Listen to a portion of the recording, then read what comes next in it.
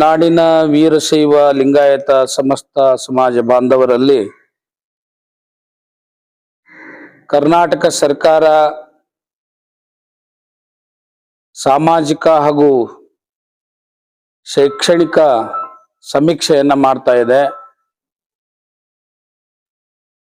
ಈ ಸಮೀಕ್ಷೆಯಲ್ಲಿ ಸಮಾಜದ ಆರ್ಥಿಕ ಸ್ಥಿತಿಗತಿಗಳು ಮತ್ತು ವಿದ್ಯಾರ್ಥಿಗಳು ಉದ್ಯೋಗಗಳನ್ನು ಕುರಿತು ಸಮೀಕ್ಷೆಯನ್ನ ರಾಜ್ಯ ಸರ್ಕಾರ ಪ್ರಾರಂಭ ಮಾಡಿದೆ. ಅನೇಕ ಮತಪಂಥದವರು ಜಾತಿ ಸಮೀಕ್ಷೆಯಲ್ಲಿ ನಿರ್ದಿಷ್ಟವಾದ ಸ್ಪಷ್ಟ ನಿರ್ಧಾರಕ್ಕೆ ಬಂದಾಗಿದೆ. ಆದರೆ ವೀರಶೈವ ಲಿಂಗಾಯತ ಸಮಾಜದವರು ಬಹುಸಂಖ್ಯಾತರಾಗಿದ್ದು ಅನೇಕ ಸಂಶಯಗಳಿಗೆ ಒಳಗಾಗಿದ್ದಾರೆ. ಈ ಸಂಶಯಗಳ ನಿರ್ಣಯಕ್ಕಾಗಿ ಅಖಿಲ ಭಾರತ ವೀರಶೈವ ಮಹಾಸಭೆ, ಅಖಿಲ ಭಾರತ ಶಿವಾಚಾರ್ಯ ಸಂಸ್ಥೆ ಮತ್ತು ಅಖಿಲ ಭಾರತ ಗುರುವಿರಕ್ತ ಮಠಾಧೀಶರ ವೀರಶೈವ ಲಿಂಗಾಯತ ಏಕತಾ ಸಮಾವೇಶದಲ್ಲಿ ಒಂದು ಸ್ಪಷ್ಟವಾದಂತ ನಿರ್ಧಾರಕ್ಕೆ ನಾವು ಬಂದಿದ್ದೇವೆ. ನೂರಾರು ವರ್ಷಗಳಿಂದ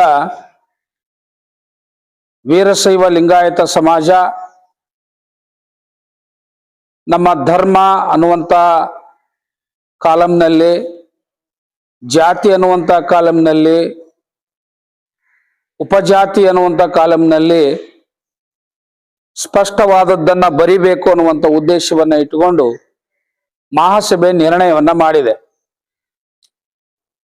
ಇಲ್ಲಿಯವರೆಗೆ ನಮ್ಮ ದೇಶದಲ್ಲಿ ಹಿಂದೂ ಧರ್ಮ ಅನ್ನುವಂಥದ್ದನ್ನ ನಾವೆಲ್ಲರೂ ಸಣ್ಣವರಿದ್ದಾಗಲೂ ಸಹಿತ ನಾವು ಹಿಂದೂಗಳು, ಹಿಂದೂ ಧರ್ಮೀಯರು ಅನ್ನುವಂಥದ್ದನ್ನ ಗುರುತಿಸಿಕೊಂಡು ಬಂದಿದ್ದೇವೆ.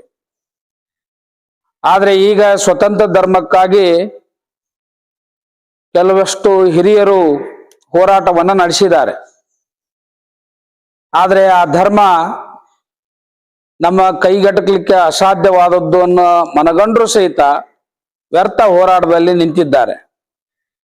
ಅದಕ್ಕೋಸ್ಕರವಾಗಿ ವೀರಶೈವ ಲಿಂಗಾಯತ ಅನ್ನುವಂಥದ್ದು ಒಂದು ಮತ ಸಿದ್ಧಾಂತದ ಒಂದು ಸಮುದಾಯವಾಗಿರುವುದರಿಂದ ಹಿಂದೂ ಧರ್ಮದ ಒಳಗಡೆ ಬರುವಂತ ದ್ವೈತ, ಅದ್ವೈತ, ವಿಶಿಷ್ಟಾದ್ವೈತ, ಶಕ್ತಿ ವಿಶಿಷ್ಟಾದ್ವೈತ ಮತಗಳಿದಾವೆ. ಅದರಲ್ಲಿ ಶಕ್ತಿ ವಿಶಿಷ್ಟಾದ್ವೈತದ ಮತ ಸಿದ್ಧಾಂತದಲ್ಲಿ ಬದುಕುವವರು ಯಾರು ಅಂದ್ರೆ ವೀರಶೈವ ಲಿಂಗಾಯತರು. ಹೀಗಾಗಿ ನಾವೆಲ್ಲ ಧರ್ಮ ಅನ್ನುವಂಥ ಕಾಲಂನಲ್ಲಿ ವೀರಶೈವ ಮಹಾಸಭೆ ನಿಮ್ಮ ನಿಮ್ಮ ಇಚ್ಛೆಗೆ ಬಿಟ್ಟಿದೆ. ಆದ್ರೆ ಈಗಾಗಲೇ ಒಳಪಂಗಡದ ಮಠಾಧೀಶರು ಸ್ಪಷ್ಟವಾದ ನಿರ್ಧಾರಕ್ಕೆ ಬಂದಿದ್ದಾರೆ. ಧರ್ಮ ಅನ್ನುವಂಥ ಕಾಲಂನಲ್ಲಿ ಹಿಂದೂ ಅಂತ ಬರೆಸ್ಬೇಕಂತೇಳಿ ನಾವಾದ್ರೂ ಸಹಿತ ಸನಾತನ ಪರಂಪರೆಯ ಮಠಾಧೀಶರಾದ ನಾವು ವೀರಶೈವ ಒಳಪಂಗಡದಲ್ಲಿ ಬರುವಂತ ಎಲ್ಲಾ ಸಮುದಾಯಗಳು ಧರ್ಮ ಅನ್ನುವಂಥ ಕಾಲಂನಲ್ಲಿ ಹಿಂದೂ ಅಂತ ಬರೆಸ್ಬೇಕು, ಜಾತಿ ಅನ್ನುವಂಥ ಕಾಲಂನಲ್ಲಿ ವೀರಶೈವ ಲಿಂಗಾಯತ ಅಂತ ಬರೆಸ್ಬೇಕು, ಉಪಪಂಗಡ ಅಥವಾ ಉಪಜಾತಿ ಅನ್ನುವಂಥ ಕಾಲಂನಲ್ಲಿ ವೀರಶೈವ ಜಂಗಮ, ವೀರಶೈವ ಹೂಗಾರ, ವೀರಶೈವ ಕುಂಬಾರ, ವೀರಶೈವ ಪಂಚಮಸಾಲಿ, ವೀರಶೈವ ಲಿಂಗಾಯತ ಪಂಚಮಸಾಲಿ, ಹೀಗೆ ವೀರಶೈವ ಗಾಣಿಗ, ವೀರಶೈವ ಬಣಿಜಗ, ವೀರಶೈವ ಲಾಳಗಂಡ್ರು, ಹೀಗೆ ನಮ್ಮ ಸಾಮೀಪ್ಯದಲ್ಲಿ ಬರುವ ಭಕ್ತರಿಗೆ ಮಾರ್ಗದರ್ಶನವನ್ನ ಮಾಡಿದ್ದೇವೆ.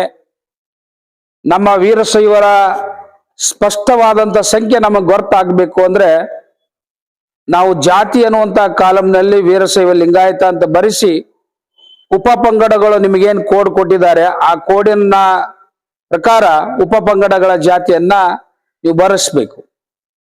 ಆ ನಂತರ ಕೆಲವೊಂದು ಈ ವೀರಶೈವ ಲಿಂಗಾಯತರಿಗೆ ಧಾರ್ಮಿಕ ಮಾರ್ಗದರ್ಶನ ನೀಡುವಂತ ವೀರ ಮಹೇಶ್ವರ ಅಂತ ಗುರುತಿಸಿಕೊಳ್ಳುವವರು, ಅಯ್ಯನವರು, ಜಂಗಮರು, ಗುರುಗಳು, ಹೀಗೆ ಆರಾಧ್ಯರು, ಹೀಗೆ ಅನೇಕ ಹೆಸರುಗಳಿಂದ ಗುರುತಿಸಿಕೊಳ್ಳುವಂಥವ್ರು ನೀವು ಇಲ್ಲಿವರೆಗೆ ಬೇಡ ಜಂಗಮರು ಅಂತ ಹೇಳಿ ಹೋರಾಟ ಮಾಡಕ್ ಹೋಗಿ ಅಲ್ಲಿ ನಾವು ಫಲಶ್ರುತಿಯನ್ನು ಪಡೆದೆ ಮತ್ತೆ ನಾವು ಹಿಮ್ಮುಖರಾಗಿದ್ದೇವೆ. ಈಗಾಗಲೇ ಹೈಕೋರ್ಟ್ನಲ್ಲಿ ಅದು ತಿರಸ್ಕಾರಗೊಂಡಿರೋದ್ರಿಂದ ಅದು ಅಸಾಧ್ಯವಾದದ್ದನ್ನ ಮನಗಂಡು ನಾವೆಲ್ಲ ಮಠಾಧೀಶರು ನೀವು ವೀರಶೈವ ಜಂಗಮ ಅಥವಾ ವೀರಶೈವ ಲಿಂಗಾಯತ ಜಂಗಮ ಅಥವಾ ಲಿಂಗಾಯತ ಜಂಗಮ, ಜಂಗಮ, ಆರಾಧ್ಯ, ಅಯ್ಯ ಹೀಗೆ ಬರುವಂತ ಕೋಡುಗಳನ್ನ ಉಪಪಂಗಡದಲ್ಲಿ ಬರೆಸಬೇಕು ಅನ್ನುವಂಥದ್ದನ್ನ ಸಮಾಜಕ್ಕೆ ನಾವು ತಿಳಿಸ್ಲಿಕ್ಕೆ ಬಯಸ್ತೇವೆ. ವೀರಶೈವ ಲಿಂಗಾಯತ ಅವೆರಡೂ ಒಂದೇ, ಅದು ಭಿನ್ನ ಧ್ವನಿ ಅಲ್ಲ. ವೀರಶೈವ ಅನ್ನುವಂಥ ಪದ ಅದು ಸನಾತನವಾಗಿ ಬಂದಂಥದ್ದು. 12ನೇ ಶತಮಾನದಲ್ಲಿ ಯಾರು ಲಿಂಗದ ಜೊತೆಗೆ ಜನಿಸ್ತಾರೋ, ಅಂದ್ರೆ ಅವರು ಹುಟ್ಟುವಾಗ ಲಿಂಗದ ಜೊತೆನೆ ಹುಟ್ಟುತ್ತಾರೋ, ಲಿಂಗದ ಜೊತೆನೆ ಬದುಕ್ತಾರೋ, ಲಿಂಗದ ಜೊತೆಗೆ ಲೀನವಾಗ್ತಾರೋ ಅವರನ್ನ ವೀರಶೈವ ಅಂತ ಕರಿತೇವೆ. ಈ ಲಿಂಗಾಯತ ಅನ್ನೋದು ಯಾಕೆ 12ನೇ ಶತಮಾನದಲ್ಲಿ ಚಲಾವಣೆಗೆ ಬಂತು ಅಂದ್ರೆ, ಯಾರು ಜನ್ಮತಃ ಲಿಂಗವನ್ನ ಧಾರಣೆ ಮಾಡದೆ ಇದರ ಪ್ರಭಾವಕ್ಕೆ ಒಳಗಾಗಿ ಬಸವಣ್ಣನವರ ಒಂದು ನೇತೃತ್ವದಲ್ಲಿ ಇದರ ಪ್ರಭಾವಕ್ಕೆ ಒಳಗಾಗಿ ಲಿಂಗದ ಅಪೇಕ್ಷೆಯುಳ್ಳವರು ಲಿಂಗವನ್ನ ಬಯಸಿ ಬಂದಾಗ ಅವರಿಗೆ ಲಿಂಗವನ್ನ ಆಯತವನ್ನಾಗಿ ಮಾಡಿಕೊಟ್ಟು ಅವರು ಲಿಂಗವನ್ನ ಬರಮಾಡಿಕೊಂಡಿರುವುದರಿಂದ ಅವರು ಲಿಂಗಾಯತರು ಆದರು. ವೀರಶೈವರು ಜನ್ಮತಃ ಲಿಂಗವನ್ನ ಧರಿಸಿ ವೀರಶೈವರಾಗಿದ್ದರೂ ಲಿಂಗವನ್ನ ನಂತರದಲ್ಲಿ ಬರಮಾಡಿಕೊಂಡವರಾಗಿದ್ದರೂ ಅವರ ಆಚರಣೆ ಅಷ್ಟಾವರಣ, ಪಂಚಾಚಾರ, ಷಟ್ಸ್ಥಲ ಸಿದ್ಧಾಂತ ಒಂದೇ ಆಗಿರುವುದರಿಂದ ಈಗಲೂ ನಮ್ಮ ಒಳಪಂಗಡಗಳು, ಇವತ್ತು ನಾನು ಎಮ್ಮಿಗನೂರು ಮಠಕ್ಕೆ 28 ವರ್ಷ ಆಯ್ತು ನಾನು ಮಠಾಧೀಶನಾಗಿ. ಈಗಲೂ 8ನೇ ತಿಂಗಳಕ್ಕ ಗರ್ಭಕ್ಕೆ ಲಿಂಗಧಾರಣೆ ಮಾಡುವಂತ ಒಂದು ಪರಂಪರೆ ಇದೆ. ಅಂದ್ರೆ ಯಾರ ಮನೆಯಲ್ಲಿ ಮಗು ಹುಟ್ಟುತ್ತದೆ ಅವರು ಲಿಂಗದ ಜೊತೆನೆ ಜನಿಸ್ತಾರೆ, ಲಿಂಗದ ಜೊತೆನೆ ಬದುಕ್ತಾರೆ. ಹೀಗೊಂದು ಸಂಪ್ರದಾಯದಲ್ಲಿ ಇರೋದ್ರಿಂದ ವೀರಶೈವ ಮತ್ತು ಲಿಂಗಾಯತ ಇವೆರಡೂ ಒಂದೇ ಆಗಿರೋದ್ರಿಂದ ಇದು ಭಿನ್ನ ಅಂತ ಹೇಳಿ ಯಾರು ಭಾವಿಸಬಾರ್ದು. ನಾವು ಒಂದು ಶೈಕ್ಷಣಿಕ ಮತ್ತು ಸಾಮಾಜಿಕ ಏನು ಸಮೀಕ್ಷೆ ನಡೀತಾ ಇದೆ, ಇದರಲ್ಲಿ ನಾವೆಲ್ಲ ವೀರಶೈವ ಲಿಂಗಾಯತರು ನಮ್ಮ ಧರ್ಮದ ಕಾಲಂನಲ್ಲಿ ಹಿಂದೂ ಅಂತ ಬರೆಸ್ಬೇಕು, ಜಾತಿ ಅನ್ನುವ ಕಾಲಂನಲ್ಲಿ ವೀರಶೈವ ಲಿಂಗಾಯತ ಅಂತ ಬರೆಸ್ಬೇಕು.